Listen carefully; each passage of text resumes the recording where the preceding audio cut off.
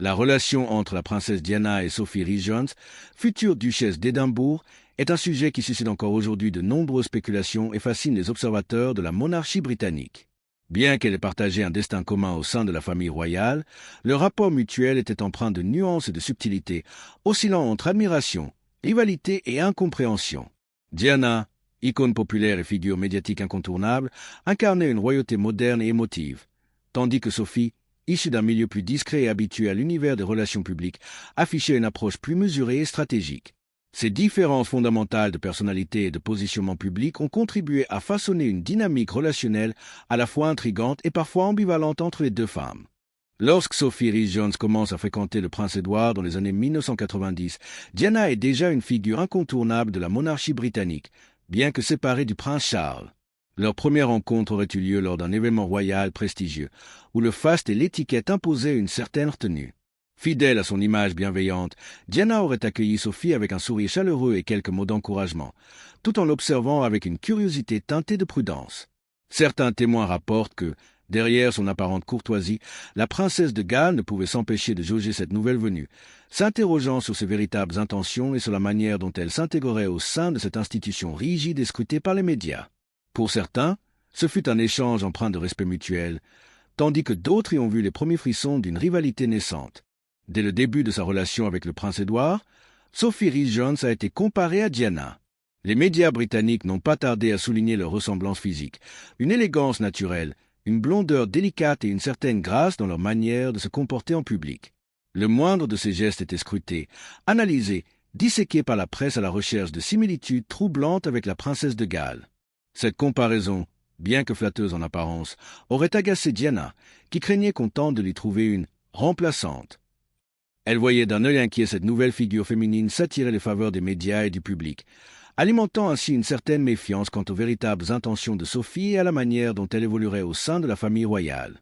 Selon plusieurs témoignages rapportés par des proches de la famille royale, Diana aurait perçu Sophie comme une jeune femme ambitieuse, cherchant à se frayer un chemin au sein de la royauté en adoptant une image publique soigneusement calculée et rassurante. Contrairement à Diana, dont la popularité dépassait largement le cadre de la monarchie et qui faisait vibrer les foules par son charisme et sa spontanéité, Sophie entretenait une relation plus mesurée avec les médias, préférant l'ombre à la lumière et évitant avec habileté les sujets polémiques. Diana, profondément intuitive et sensible aux dynamiques de pouvoir au sein de la famille royale, aurait parfois exprimé ses doutes quant à la sincérité de Sophie.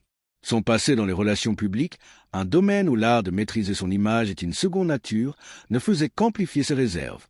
La princesse de Galles, qui avait elle-même souffert des manipulations médiatiques et de la pression du protocole, se méfiait instinctivement des personnalités qu'elle percevait comme stratégiques ou opportunistes.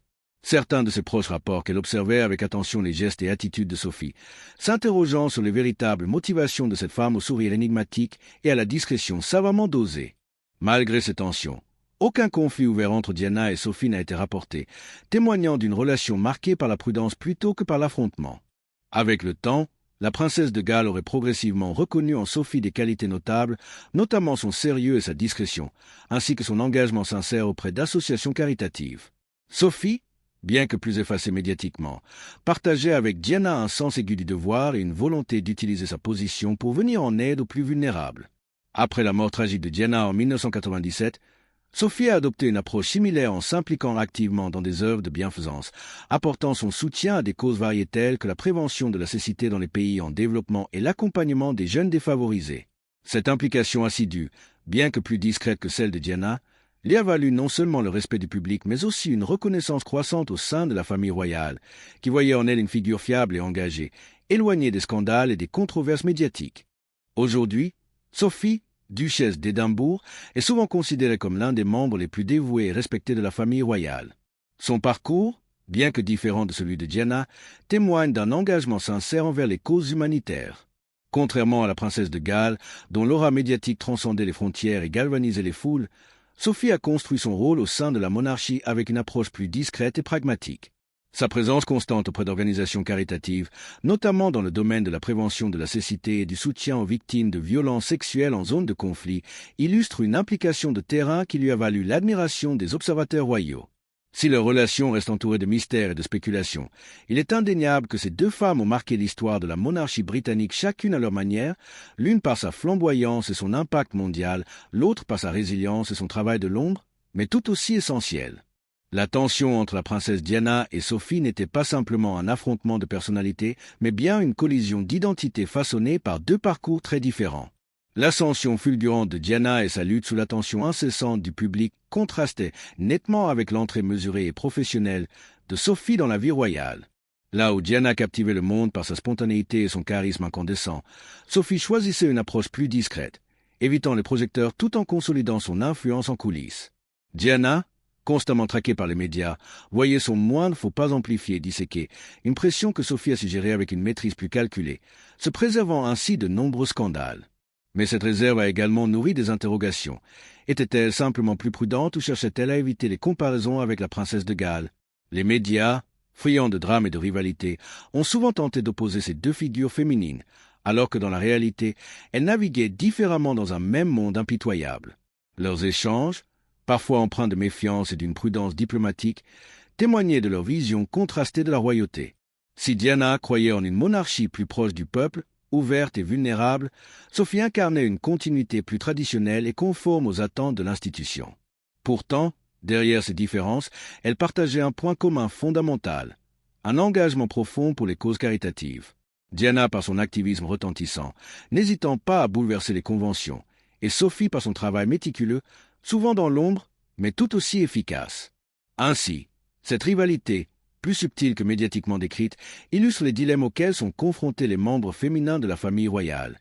Suivre le protocole ou le bousculer, s'effacer ou briller, respecter l'institution ou la moderniser. Une dynamique qui, encore aujourd'hui, résonne au sein de la monarchie britannique. Maintenant, nous voulons avoir votre avis. Pensez-vous que l'approche calme et réfléchie de Sophie l'a aidé à surpasser les comparaisons incessantes avec Diana, ou au contraire, cette discrétion a-t-elle renforcé la nostalgie du public pour la princesse de Galles? Certains observateurs estiment que Sophie a su naviguer habilement entre respect du protocole et engagement sincère, tandis que d'autres considèrent que son manque de flamboyance médiatique l'a tenue dans l'ombre de Diana. Quel événement vous semble le plus révélateur de leur dynamique? Étaient-ce les premières apparitions publiques de Sophie, scrutée par la presse avide de voir une nouvelle Diana, ou bien sa capacité à se maintenir à l'écart des controverses qui ont marqué le parcours de la princesse de Galles? Dites-nous quel moment selon vous symbolise le mieux cette tension entre adaptation et héritage royal. Quel événement vous semble le plus révélateur de leur dynamique? Étaient-ce les premières apparitions publiques de Sophie, scrutée par la presse avide de voir une nouvelle Diana, ou bien sa capacité à se maintenir à l'écart des controverses qui ont marqué le parcours de la princesse de Galles? Dites-nous en commentaire ce que vous en pensez. Si cette analyse vous a captivé, n'hésitez pas à liker la vidéo, à la partager avec vos amis et à vous abonner pour découvrir d'autres contenus exclusifs sur la royauté. Votre soutien nous aide à continuer à explorer ces histoires fascinantes.